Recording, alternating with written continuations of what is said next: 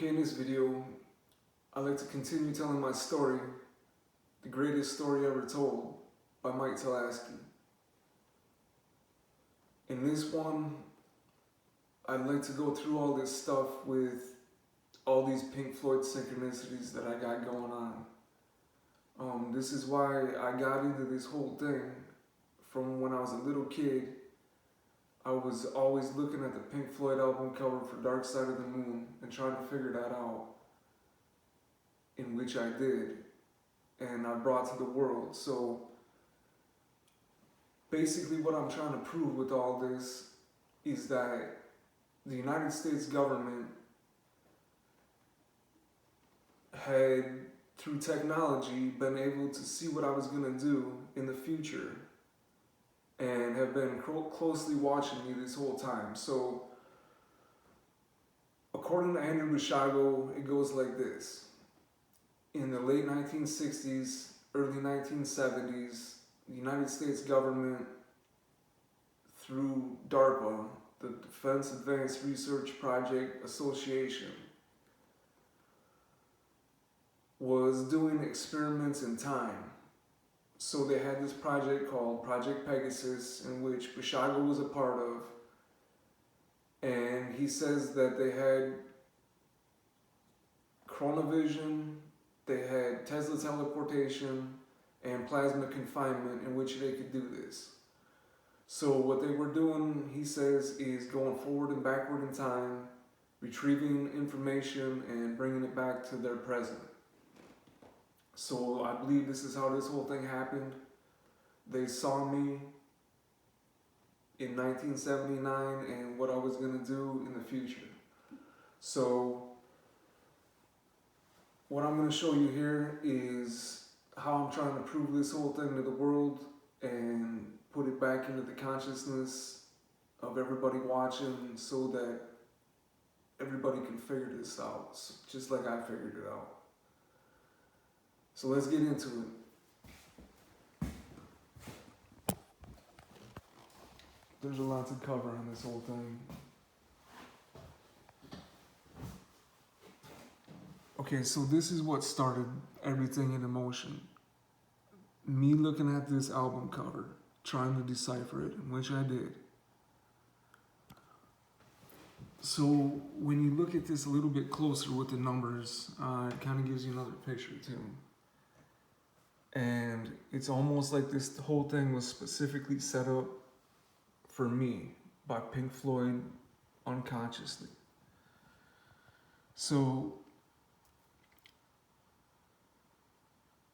this was like the only way I could figure all this stuff out, have all these synchronicities happen, and then be able to explain it back to an audience.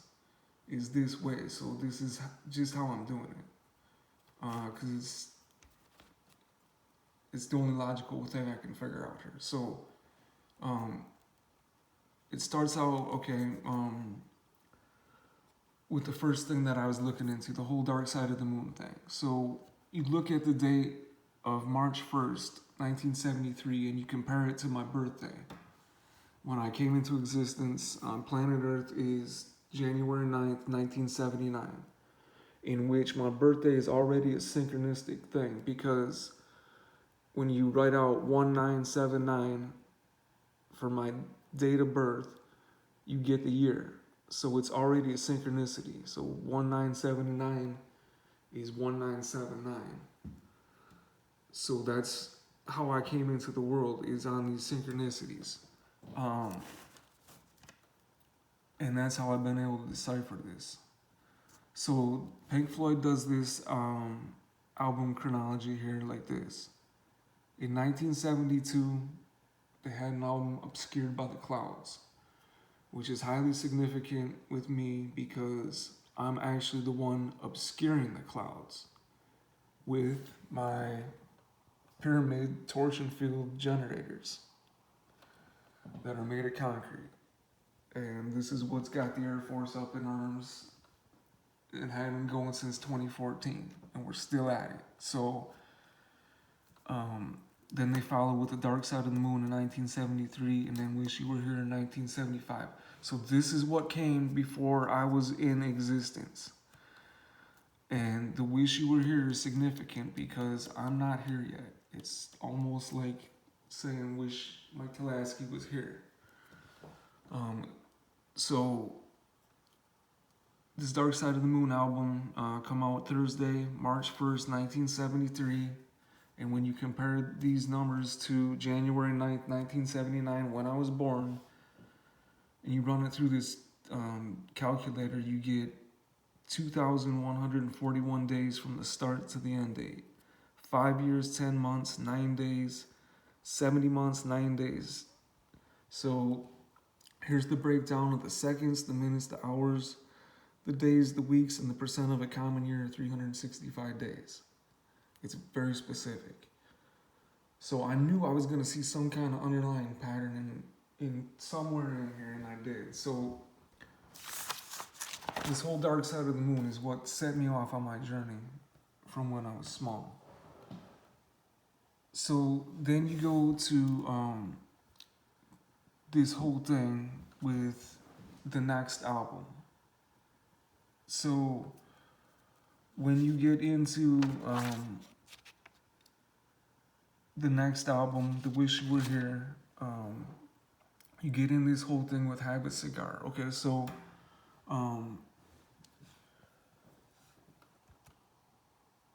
this is from Habit Cigar, and you can see some interesting stuff going on with this picture here. And this is where I come in with the whole Trump connection, and so what I'm doing with free energy and the whole 0 point deal opposed to electromagnetism and the whole nuclear deal. So it's like this. These are all the synchronicities that I can show you for my claims. Okay, right off the bat, you see these two guys shaking hands here. Okay, this Trump-looking figure, I'm not necessarily saying that that's him, but it looks sort of like him. Okay, this Trump-looking figure is shaking hands with this figure here. Okay, Trump's on the right, this guy's on the left, and they're meeting in the middle here, shaking hands, and their hands are forming this triangle. Okay, this guy's on fire. This is electromagnetism. This is hot. This is the ever-consuming flame. This is the complete opposite of what I'm doing. 0 point. It's cool.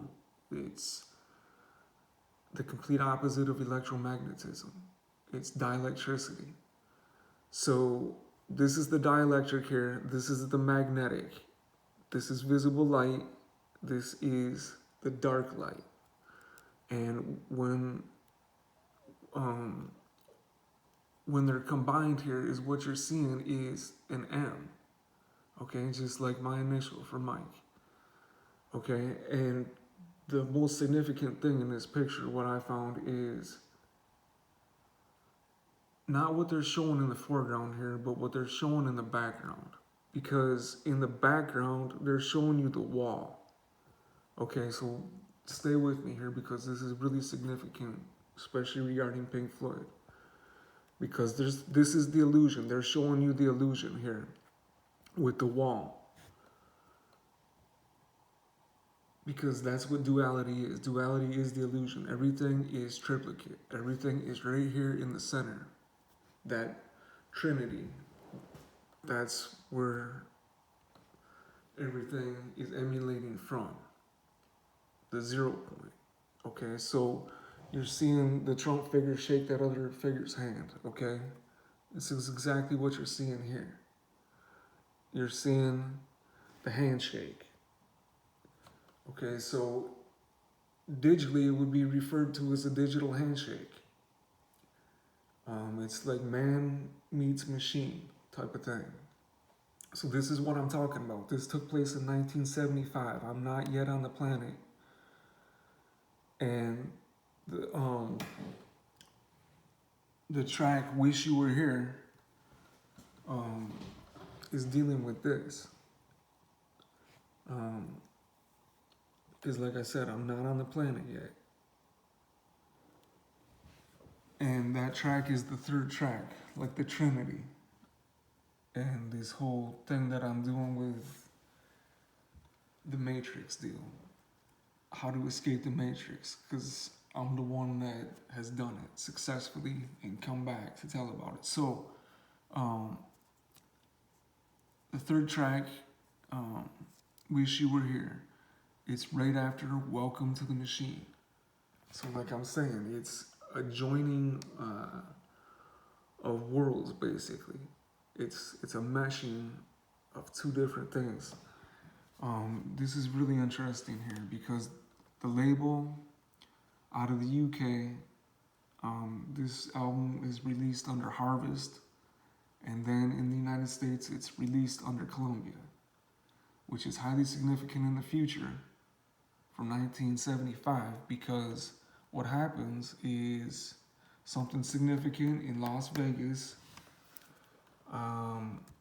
when this guy's around, and then what happens significantly in the future with the Columbia Space Shuttle upon re-entry. So there's a lot going on. This was done in Abbey Road Studios, London, where the Beatles did all their recording. So here they showed the singer's chronology of time, and this is interesting because they released Time in 1974. The 4 is significant because that signifies time, but really, time is the illusion. There is no time because in the first few digits of the Fibonacci sequence, it's 1, 1, 2, 3, 5, 8. It skips over the number 4 because there is no time. It's just an illusion or a measure set up by man.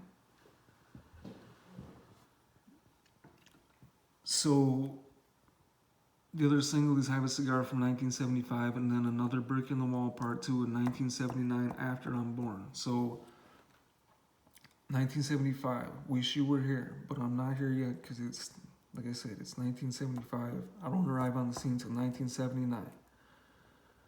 It's the 9th studio album, highly significant, and it's released September 12th, 1975. One day after what?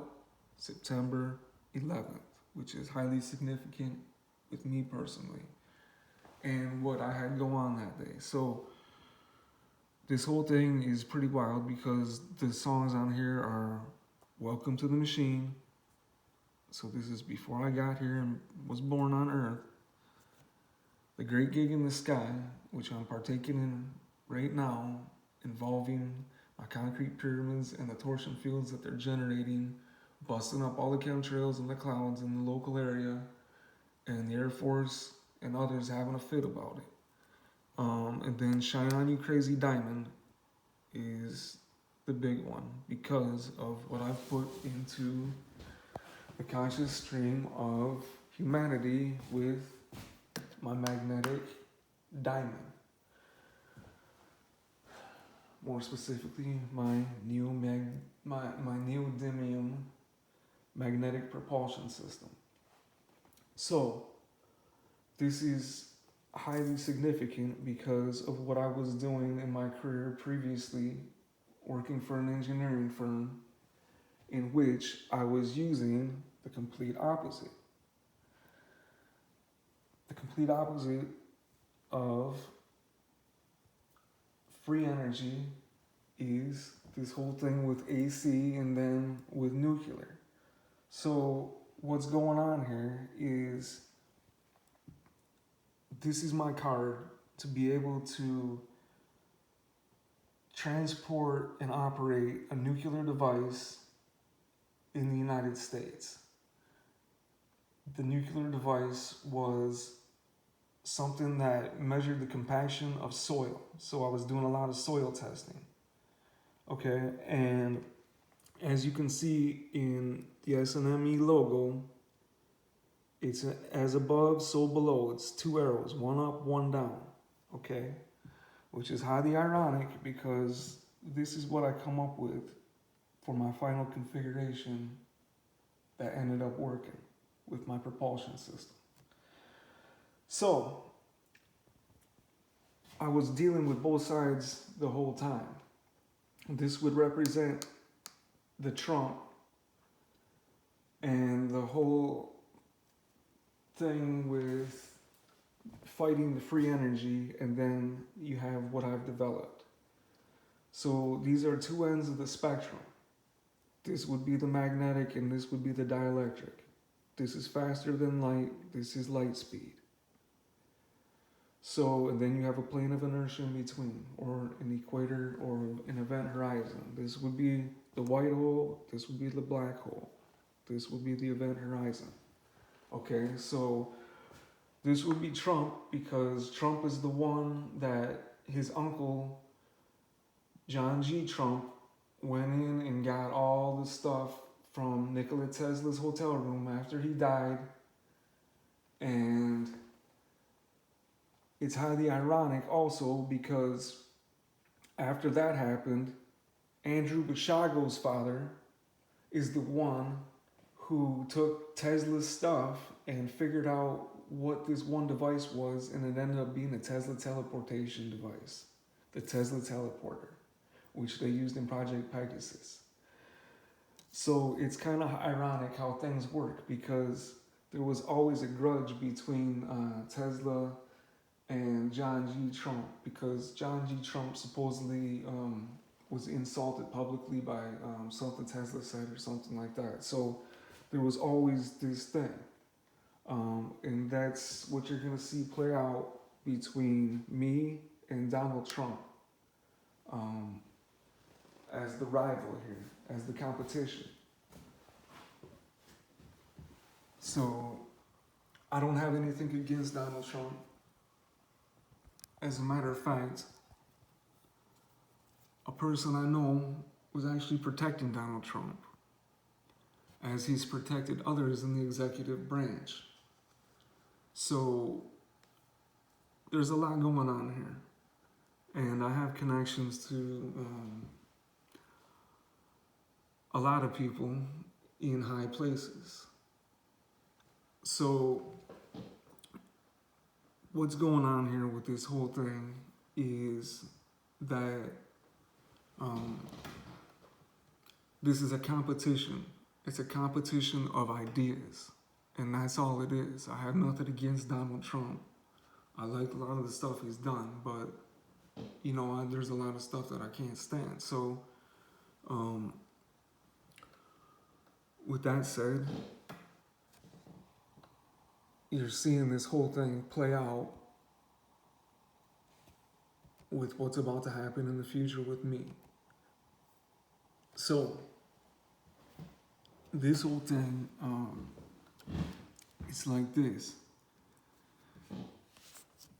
With the Wish You Were Here deal, September 12th, 1975 to my birthday, January 9th, 1979, is 1,216 days, 3 years, 3 months, 29 days. It just missed 333, because that's how I do everything. 369, or numbers that are divisible by 3, because everything always ends up coming back to that whole 369 thing once you start incorporating that in your life, which I've been doing for a long time. Okay, so it's 3 years, 3 months, 29 days, or 39 months, 29 days. And then here's the breakdown. This is where the breakdown gets really significant. Okay, when you look at the percentage of how many, of 365 days of the year, so it's 333.15. All those numbers are divisible by 3. You can put, it goes 1, 1, 1, and then you can put 3 into 15 5 times. So that's how this thing always works out for me. It always works back that way. So once I started noticing all this stuff and putting it into practice, that's when it really started to work for me. And then when I started noticing all the synchronicities more and more and more, and then focusing on them, and that they just kept leading me to the next one. So this whole thing with the 369 is like this. With my numerology, when you run it, my name equates literally to 33. My first name, Michael, is in its master number. And Joseph is 9, Tulaski is 6. So when you break that down, it comes to 21, and then that jumps back to 3. So it's highly significant. And we're going to get into this other whole thing with these numbers. So here you're seeing with the wall. Okay, this is what came out in 1979 after I was born. And it's highly significant because of the fact that when you start looking at all these other albums that followed this one with the same theme, with the brick in the wall, because I'm the brick that broke out of the wall. Everybody else is still just a brick in the wall. And I'm the one that broke out of the matrix, basically, and came back to tell everybody else how to do it. So that's what I'm doing with this whole thing. So,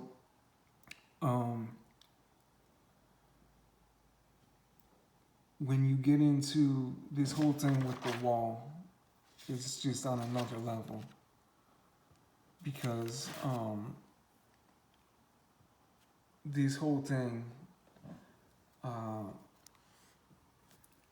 is like this. The 21st song on the wall is called In the Flesh. Okay?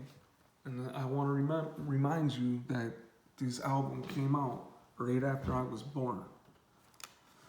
So it's interesting of their song titles and the placement of the date of my birth with this whole thing. So it's like this. When you go into this whole deal with the wall, you're gonna see all these other albums that start doing the same thing. And in the same year of 1979. So it starts making you question all this stuff, like what's going on. So, okay, dealing with the wall.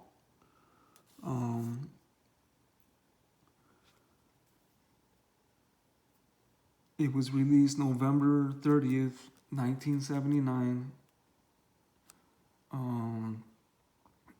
So when you break that down from my birthday, it was 10 months, 21 days, and here's the breakdown leading, following my birthday.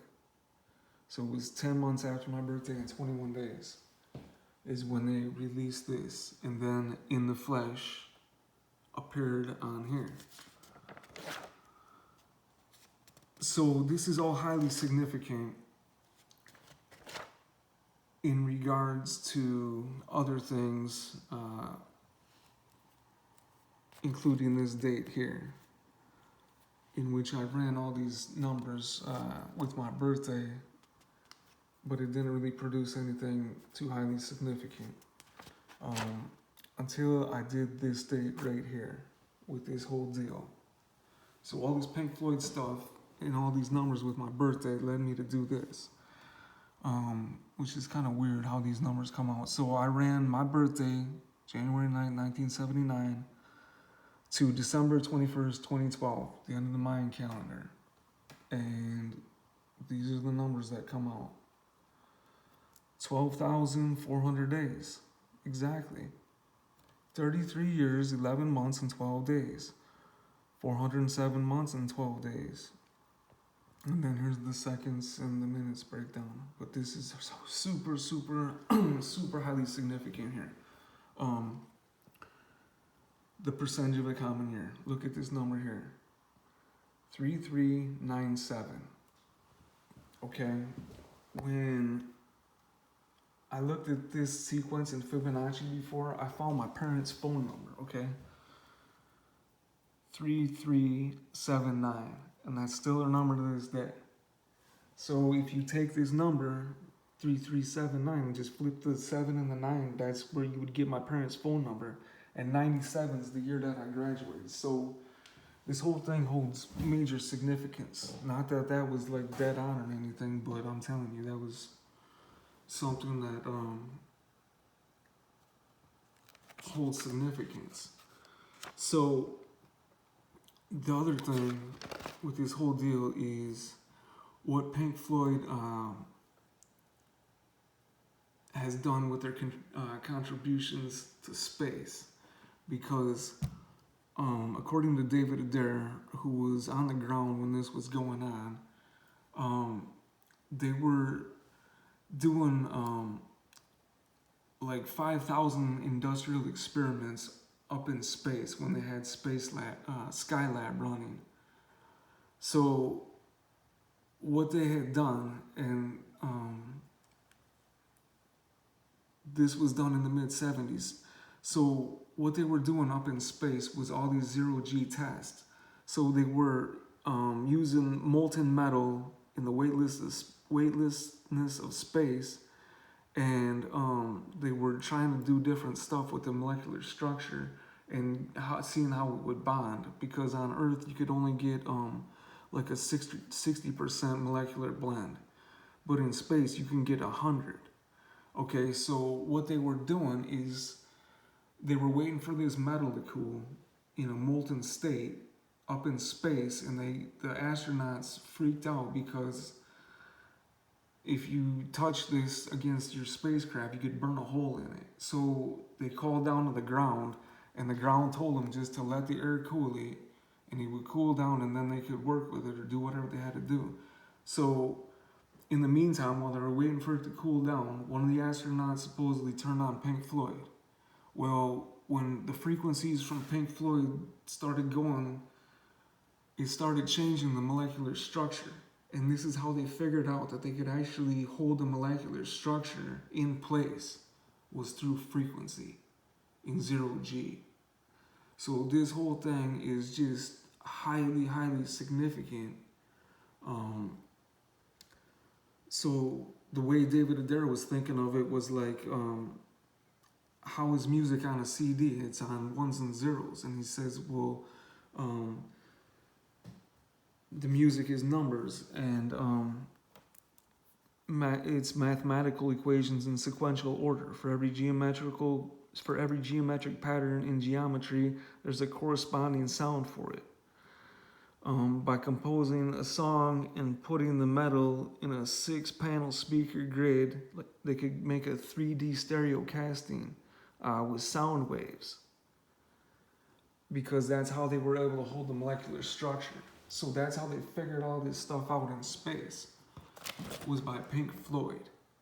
And that's what I'm trying to tell you with all this stuff and all these synchronicities and ties that I had to this, is how I figured all my stuff out. So here you'll see Michael Jackson. And this is going to the whole breaking the wall thing. Like I said, I'm the one that broke out of the wall and broke the matrix. So here you have MJ, Michael Jackson. These are also my initials. MJ, Michael Joseph. Okay, what is the writing on the wall that Michael Jackson's got? The whole world's gone off the wall. Okay, literally. Okay, so this is 1979. Bricks in the wall. Still a full brick wall. It's still a full brick wall. Rapper's Delight, same thing, 1979. Okay, and this is my whole thing too, is I'm like on both sides of the world, like with the whole music thing, like always between rock and roll and between hip hop. That's just how I am. So 1979 again, all these albums with bricks in the walls. It's like, what is it? And then you got this whole thing with the redone Pink Floyd album that came out, and it's the total opposite. It's like the flip. So this whole thing's white and the triangle's black, which is highly significant also because of what I do with my pyramids here. I build these things, and it's just another deal because this is what is causing all the torsion. This is by cloud busting pyramids made of concrete. So it's all super tied together. All this stuff just didn't happen for no reason at all. It's through consciousness. And that's how everything is really operating. It's operating through the dielectricity, which is faster than light. So getting back to the whole wall thing, here's an up close picture of this whole deal you can see going down here. And that's what it literally looks like. These guys are making a deal, okay? Here you see this Trump-looking figure. I'm not saying this is Donald Trump, but this guy looks like him. You see he's on fire, and there's flames. This represents electromagnetism, the hot, okay, the positive, okay? This represents basically what I would represent in the dielectricity or the dielectric 0 point being the cold end of the spectrum, this being the hot end of the spectrum, and then you would have a neutral. So you'd have a positive, a negative, and a neutral. Okay, these guys, when they're shaking hands here, they're making a triangle here. They're making a triangle with their handshake, and they're also forming an M, because this is my middle initial, or it's like a bridge.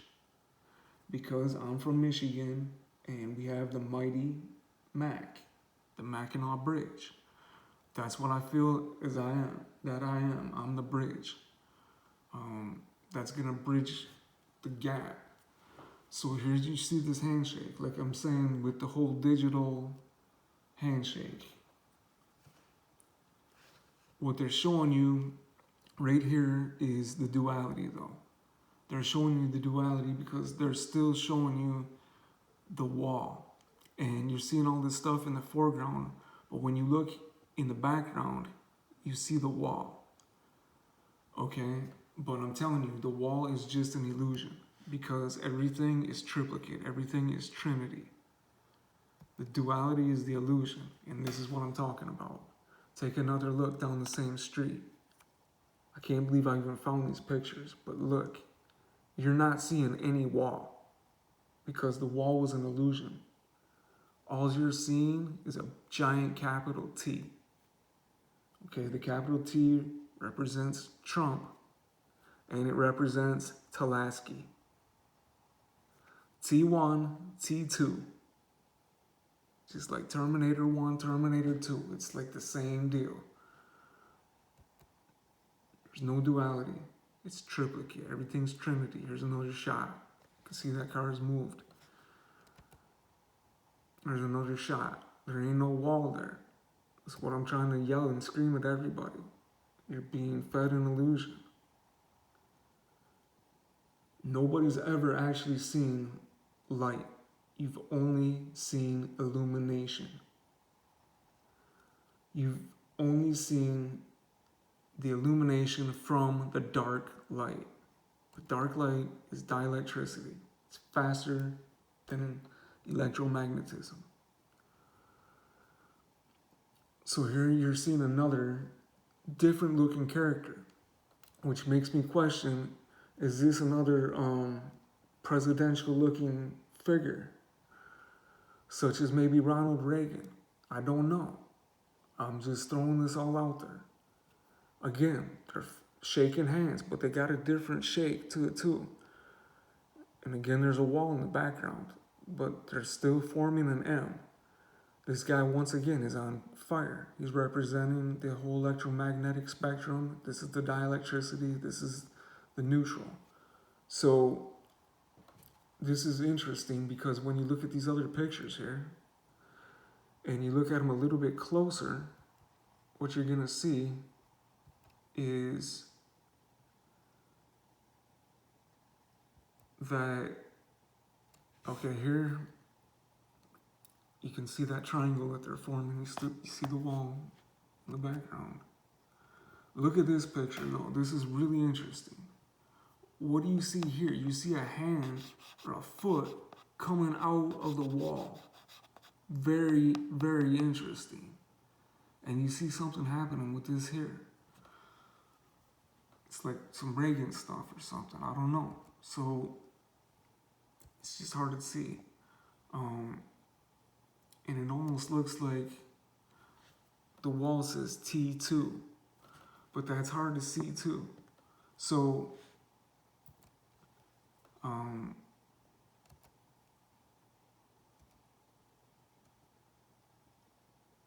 here again, you see the two with the wall in the background. But like I'm telling you, there ain't no wall. There's just one T. Mike T. Mike Telasky. He's the one who keeps the dream alive. From the morning past the evening till the end of the line. That's why I did that whole Fat Boy Slim song. Because I just turned 45. And I'm born on the 45th parallel. So that's why I'm saying Mike T action on that 45. Because I'm born on that 45. Just to clarify that statement, in case anybody had any questions about what I was saying or doing. One T, no wall, facts. I'm here to make y'all believe.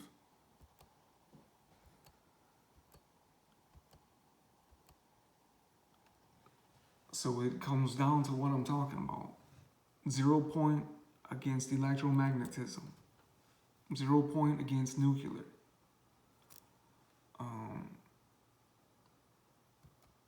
We can't keep wrecking this planet. And here's a picture of what I'm talking about with my certification card that I was able to take with me and operate a nuclear device. This is a Troxler gauge, and what you do, this is a probe right here, so you pull on this handle and put the probe in the ground, and it measures your moisture content in your soil, and then it'll give you a compaction reading. So I had to go through, trust me, a bunch of background stuff just to get that thing.